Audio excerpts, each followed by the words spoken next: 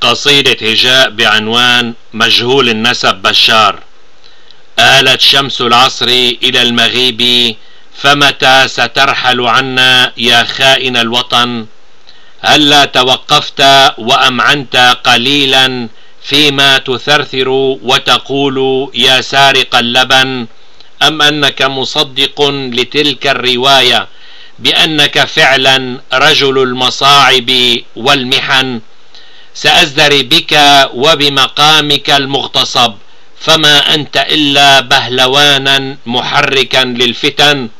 لا تزين خطابك وتجمل محياك بجميل، فأنت قذر بشهادة القبيح والحسن. جئت إلينا بإرث وعلى مضض خبرناك، ولفظتك أمعاؤنا منذ زمن.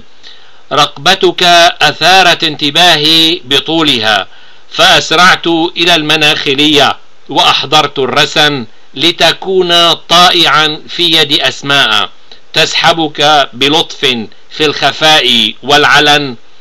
تستري عليه يا أنيسة، فحملك به بيقين كان من زنا شجن. ضاقت عليه من مشارقها بحدود لا حد لها، من الشام إلى عدن. سيصيبه ما أصاب الطغاة في الخضراء ومصر وصولا إلى صنعاء في اليمن، ويرحل خاسئا أو نطأه بأقدامنا ودعاءنا أن الحمد لله الذي أذهب عنا الحزن.